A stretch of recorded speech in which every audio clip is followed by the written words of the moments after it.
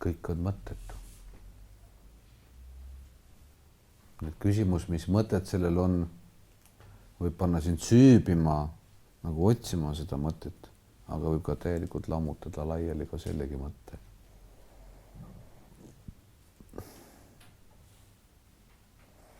Need on sellised asjad, mis on väga ohtlikud inimeste eludes.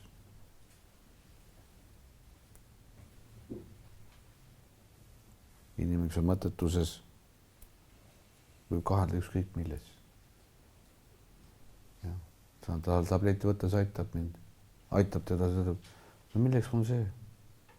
Mul ei ole vaja seda. Ma ei ole kindel, kas aitab mind või ja ei võta pilli. Palu Jumalat, et aitaks sind. Milleks mul see? Ma ei ole kindel, kas ta on olemas. Ma pole kunagi näinud teda.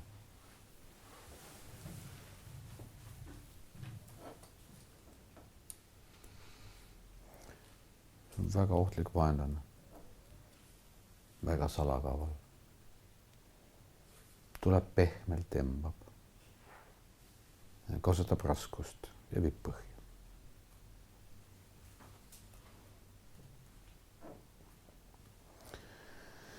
Nii et okei, aga kuulge, nii, aasta jooksul on võimalik pille ära õppida küll, aga tuleb plaanis kinni pidada. Ja. Tuleb kinni pidada, ehk elus on väga palju neid tegevusi, neid eesmärke, mida me ei teagi, et eesmärgid on, mis tegelikult pole üldsegi olulised. Üldse ei ole olulised. Näiteks muretsemine, mingisugused ebaterved kõhklused ja kahtlused, eks ole. Mingisugused heietamised teemadel, mille kohta sa ei tea eriti mitte midagi tegelikult praktiliselt, arvamused teiste kohta, iseenda kohta. Mis mõtet on sellega tegeleda? Ehk teil on nii palju neid erinevaid eesmärke, mida te kasutate, juba kasutate, millel ei ole mitte mingisugust pointi. Nüüd võiks ju kõik elust välja jätta. Näiteks kui sa hakkad mõtlema, kas ma olen oma elu õieti elanud. Mis teema see siuke on? Kas sa saad oma elu valesti elada või? See on täiesti mõttetu teema.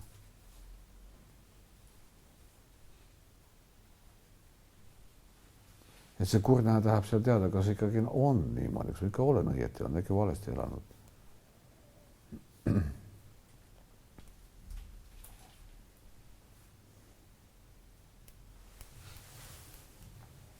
Kõik on õieti elatud. Ei olegi saanud teistmoodi üldse elada. Kõik läheb õieti.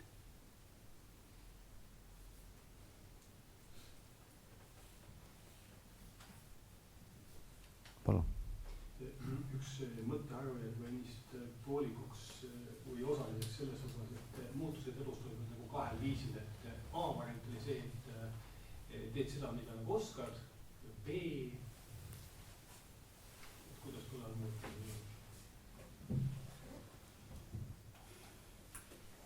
Kui sa loobud sellest, mida sa oskad, on B. Variant A areneb edasi. Loomulikul viisil. Läbi avastuste, läbi süvenemiste ja avardumiste.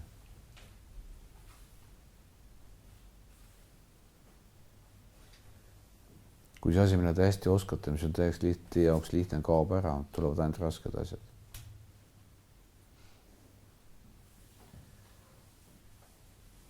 Asjad, mida te ei oska.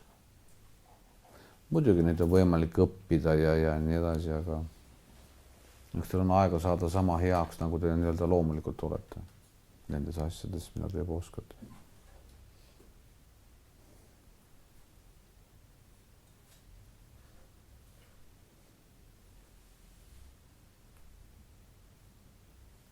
Meil ei ole väga palju šansse elus antud, elu on liiga lühike selleks.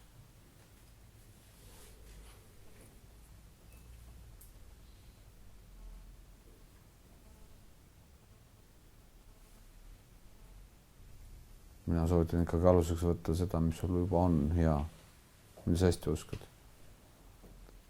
Ja mine sellega edasi. Aga ära jää seda nautima, vaid uuri, kas seal on veel midagi, mida sa ei tea nii hästi, kas seal on veel mingisugust nurkasid. Te kõik teate, et seal on nurkasid. Seal on veel neid ihumata kohti. Vaata neid ihumata kohti. Sealt võib avaneda midagi täiesti uut. Ihumata kohti ei tähenda alati probleemi.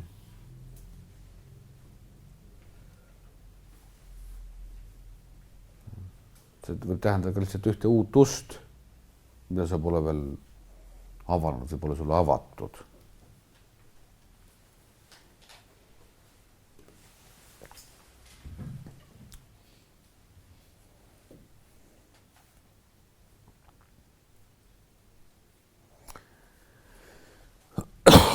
Palun küsige veel. Palun. Kas afirmatsioonide kasutamine viiks eesmärgile lähemale? Näiteks ma olen nii andekas pilli mängu õppimises kordad endale. Või ma olen teadmine. Ja afirmatsioon on kindlasti nad on olemas. Ja, mina muidugi eelistaksin olla realist. Ja. Ehk pilli mängides, seda mängima õppides, ikkagi olles nagu selle tegevuse juures, ikkagi läbi kuulmise, läbi tundmise, läbi kontaktise, ikkagi päriselt nagu veenduda selles, et ma teen seda paremini ja paremini. Kohindan õpetas kunagi neid, et kuidas ja mismoodi saada heaks. Ma tean, et afirmatsioonid muidugi eksisteerivad, aga nad seotud enesesisendusega. Ja muidugi nad on vastandid nendele afirmatsioonidele, mis teil juba on olemas. Ehk näiteks mõttele, ma ei oska pilli hästi mängida, ma ei mitte kunagi ei oska pilli hästi mängida. Et siis asendaks seal teise afirmatsiooniga. Mina muidugi eelistan seda, kui te vanast afirmatsioonist vabanete. Ja, te tekite juurde, vaid vabanete vanast afirmatsioonist. See oleks palju mõistlikum. Kuid samas ka selle teema valguses, mida ma teile siin täna seletasin, on võimalik tegelikult teha valikuid. Teha valikuid ja jääda valikule kindlaks. Ja siis hakkavad need afirmatsioonid, mis teil juba on nagu järgi andma. See ei juhtub kohe, vaid see juhtub aja jooksul iseenesest. Ehk teie teadlik valik satub ülemvõimu ja kogu teie sisemaailma kuidas öelda, kõigutajate vastu. Te kasvatate oma tahet lihtsalt. Ja tahte kasutamine käib niimoodi. Nüüd olen mina siin peremis. See käib just nimelt läbi selliste valikute. Tunnen küll, et kisub, eks selle läheks viskaks ennast sinna telekate pikali, aga tean, et praegu mängimise aeg. Lähed ja lihtsalt lased selle tahte ja hakkad oma pilli treenima. See on tahte kasvatamine. Mitte see, et nüüd mul vähemalt pane teleks kinni ja viskan välja viime, annab naabritele ära, et pane kuuri luku taha. Ja see valik käib alati niimoodi. Ja.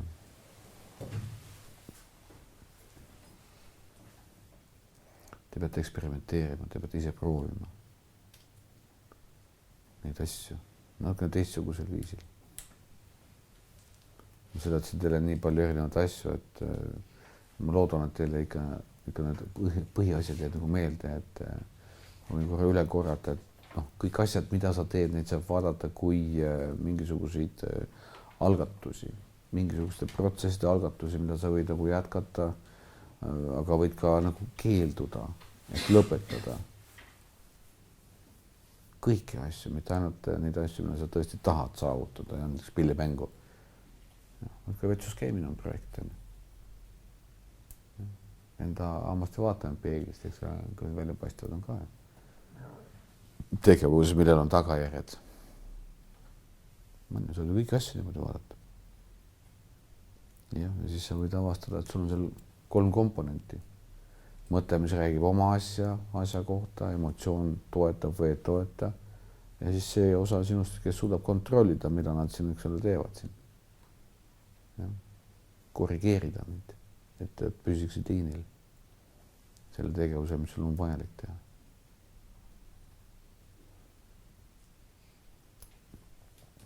mitut tegevust paralleelselt korraga teha ei saa, sa saad lüüa nad juppideks, nagu siin üleval on ülemine joon. Teha seda ja siis teha seda ja siis teha seda ja siis teha seda ja siis teha seda. Aga sellest plaanist pead kinni pidama. Sellepärast, et igal ühel on 24/7 tegevusi ja aega. Ei saa midagi oma ellu nagu võtta juurde, midagi sealt välistamata. Et selles mõttes kõik juurde tulevad asjad on alati seotud mingite teiste tegevuste ohverdamisega.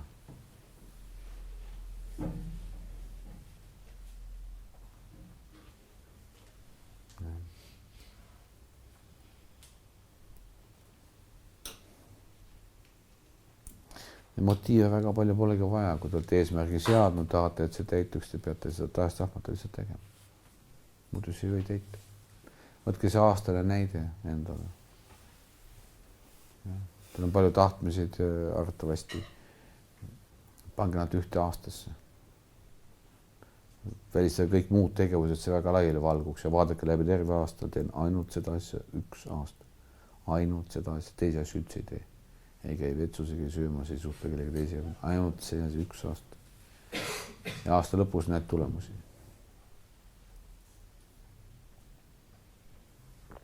See on vajalik ainult selleks, et sa nagu taipaksid, et mida sa saavutad läbi selle, mida sa kasutad, mis tagajärgi see toodab.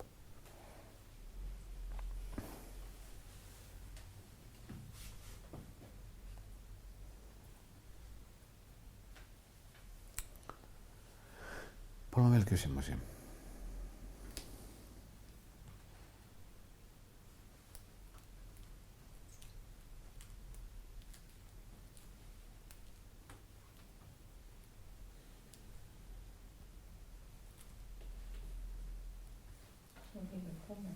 Palun. Aga natuke valjemini, et tagan kuulavad.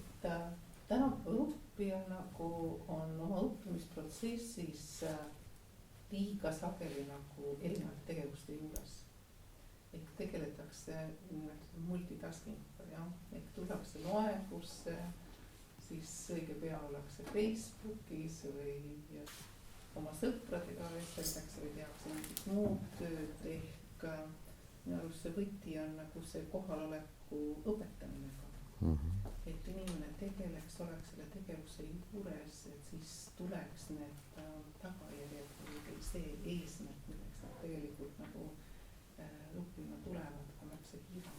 No ikka. Ehk inimene petab ennast selles suures infovoos, ta mõtleb, et ta on üldselt efektiivne ja teeb nagu 100 asja korraga, aga see on pettus, jah, ma olen nõus. See toob talle nagu täiesti muutunud tagajärjed. Loob valla illusiooni. Või loobki illusiooni asjast. Nii see on, jah.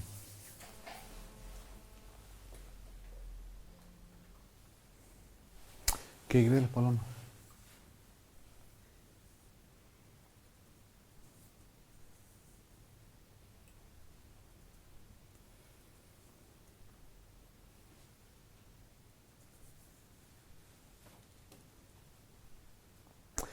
Kui küsimus ei ole, siis võime tänaseks lõpetada, eks ole?